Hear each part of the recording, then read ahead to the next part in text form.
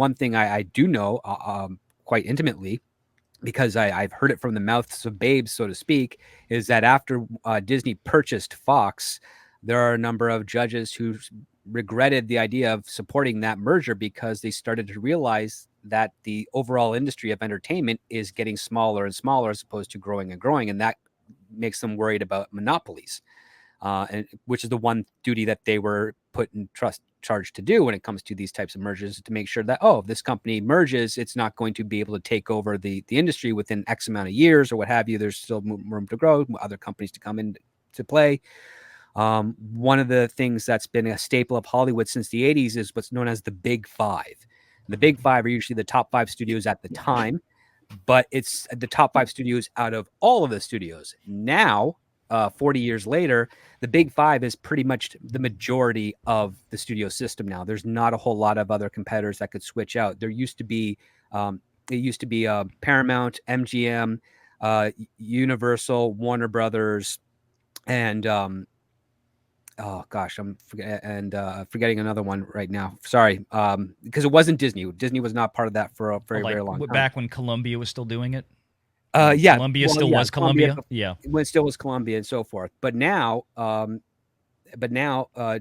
Comcast has purchased catalogs of other smaller production companies. MGM is no longer a thing anymore. United Artists is gone as well. It's now owned by Amazon. Amazon is now an official Big Five studio, sort of, at this point. Apple hasn't purchased anything yet, but they have enough liquidity that they can actually enter the ring to be one of the Big Fives. They're primarily on streaming service. They haven't really done anything on theatrical side of things. Netflix has entered in and done the same thing as well. But now we're looking at, it's really just Paramount, Universal, Warner Brothers, Sony, and Disney. Where's all the other variety? Where's the other competition? There's A24, but they have some contracts with Warner Brothers. There's Blumhouse, but they're still relatively small, and they also have contracts with Comcast. Lionsgate is still relatively small as well. Legendary is still relatively small. Skydance, all those guys, yeah. Skydance, these are all essentially contracted as subsidiaries of the Big Five, as opposed to beforehand, where they would just be independent studios that would make various distribution contracts with all other studios, depending on what projects they have. That has now been consolidated so much to the point where there's not a whole lot of variety, and the competition right now is teetering between 20 and 25% across the board with regards to all the studios and their influence over entertainment media, where 40 years ago, it was like maybe 12 to 15% of all the studio. Each studio had about 12 to 15% stake in the overall U.S. created entertainment industry. And now that number has just grown with every company and every merger. And it's a little frightening for some people, because if it grew this fast in 40 years, another 40 years, it could be down to just 2 big studios. And they control all the entertainment if it keeps going this way. So let me do a counter, though, to that. And you guys tell me what you think about this. We've, simultaneous to the strikes, we've seen more and more interest in the small creators out there, the independents, right, who are flourishing on YouTube. We've watched as the industry has now moved the majority of viewership into streaming as opposed to linear broadcast television. And, I'm just curious. It seems to me that with the advancement of technology, the rise of AI tools, that you have more power than ever being given to independent small creators who could really take off. And I'm not sure that the Big Five control as much of the interest as they would like to. I think that, Mr. Beast is out there wiping the floor with them when it comes to some of these ratings. So what do you guys make of that? Maybe we're just not measuring the right way anymore. Well, does Mr. Beast have a $10 billion asset of his channel? Well, I don't know. It depends on what, I guess it suppose on if he were to sell it, what would be the value of the channel? I mean, that's a good question. But the other part too is it's not so much with regards to influence on the independent side of things, because again, that's still valuable and something to note. It's the fact of how big they are financially and how much control they can have as a result of that. Because you can do a lot on YouTube, and YouTube is now a mainstream platform. It's when Google. You talk, I mean, from a legal point of view, when we talk about monopoly, capitalization of a market participant it's irrelevant for purposes of analyzing market control. It's not irrelevant for purposes of analyzing the potential that a market participant, much less a dominant one, has to influence the market. But the market itself, and I think I don't know if you saw the video that Valiant released earlier today of our discussion. I use Mr. Beast as an example also. Oh, I did not know that. How funny! That's amazing. No, I have not seen it yet. In the video this morning, yeah. So. Yeah, I used exactly that because what there is a monopoly over is ponderous, over budgeted, overdone, out of touch exploitation of old equity, old brand equity, whether it's the IP or the studios themselves. There's never been more opportunity. I mean, one thing I can tell you is that it's my professional opinion, on which no one should rely for purposes of this discussion, but I don't see how they would. But having done some antitrust work, both many years ago and fairly recently, I don't see any way that it is possible to describe the entertainment industry as having a monopolistic character. And I think also it's very important to keep in mind that defining the market is the hardest part of any antitrust inquiry. And exactly as you pointed out, Pro, what is that market?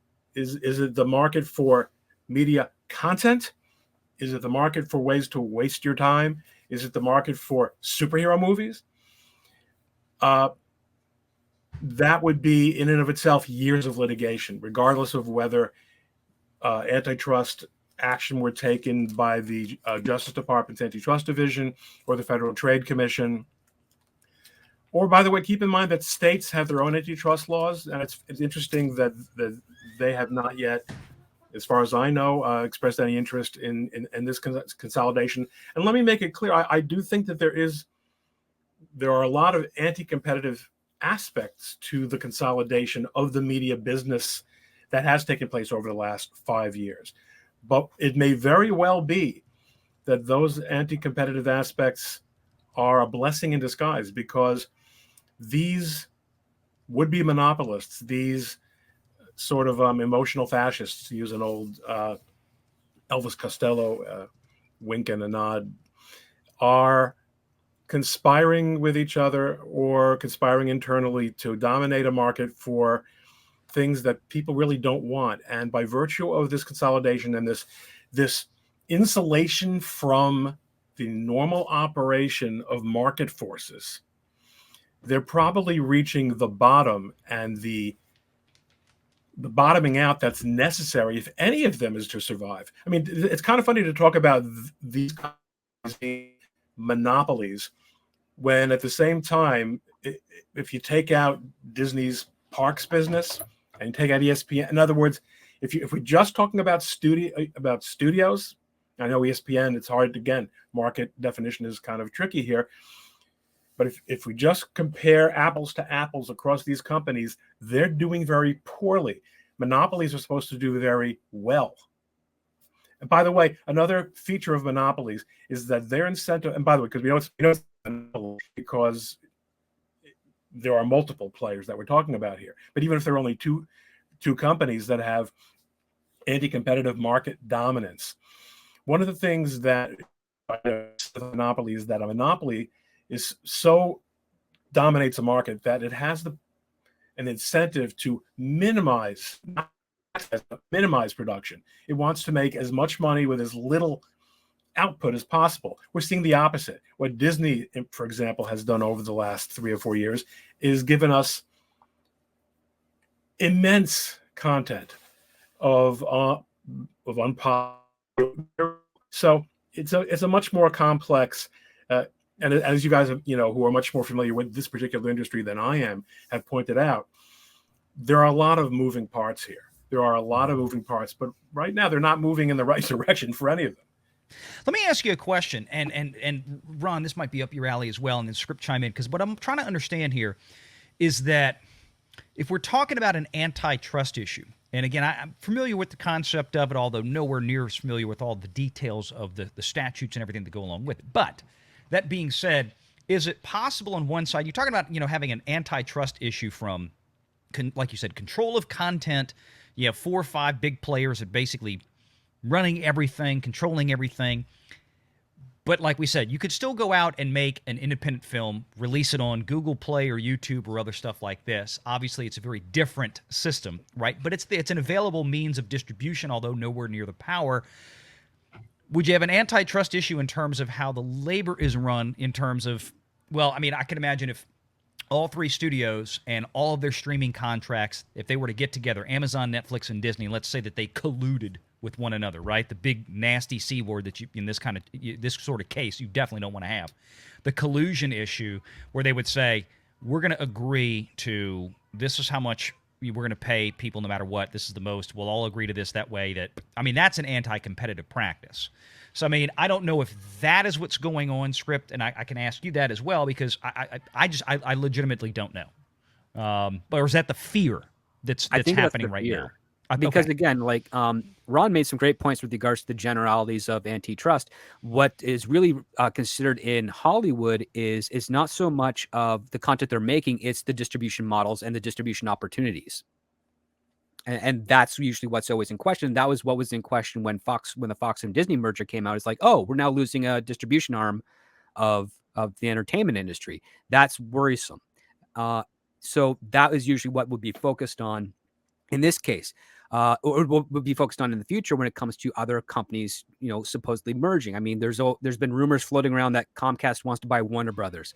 I don't see any advantage for Comcast doing that. I don't see any advantage for Warner Brothers having that happen to them. And I also see the courts thinking, well, if we lose another distribution wing again, what is that going to make the industry look like in 5 to 10 years? That is something to consider. And yes, Ron's absolutely right. There'd be many years of litigation addressing that potentiality to determine whether or not it would be a good case to allow to go through. But okay. This call to actions, as it were, from the WGA is basically saying, listen, there's 3 companies here that have if not a lot of influence, which Disney still does have over Hollywood, a lot of money. And there's a very strong likelihood that they will work together to set a standard that could actually not be very lucrative, not just for the people that create the projects, but also the people that want to buy it for distribution on second or third windows. And that, if that ends up being the case, that could be detrimental to the creative atmosphere. Now, when it comes to something like YouTube, and it also comes to something like a modern audience, one of the things that was kind of surprising for me to learn over the last few weeks is that over-the-air audiences still use that don't rely primarily on internet for their entertainment is still a little over 50%, which means that a majority of the people in North America don't always go on YouTube, but they actually go to traditional network television or cable, satellite or what have you, to get their entertainment. They don't go on all the on-demand stuff. They don't do all the streaming stuff. And the other part too, a reason for that, a big reason, is that the United States, for being a very lucrative country, is still trailing behind in regards to internet accessibility, coast to coast, border to border.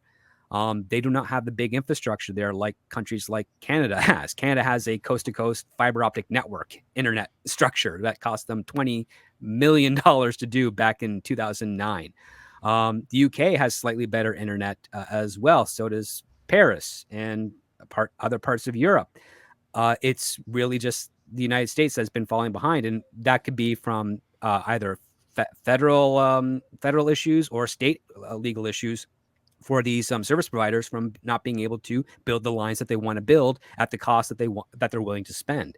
And as a result, you're going to have the network side of things linger on a little bit longer than expected compared to other countries with better internet access. And the same thing happens overseas, especially in Asia, Eurasia area, and parts of Russia, where they don't care about building a big internet network right now. They're more interested in just building the normal infrastructures that they have, especially outside of their major metropolitan cities. That's one thing to consider. And that's why Warner Brothers is basically trying to sell a lot of their older content overseas because they still have a traditional syndication and affiliate network based infrastructure over there, and they're able to make money off that on the foreign market the way that they used to before streaming came into effect. So it's not, that's it. The YouTube and the online community is a potential for a great outlet, especially for new creators, but it is not yet a threat because that infrastructure has not been fully replaced, as it were, yet domestically at least. Renegade Online.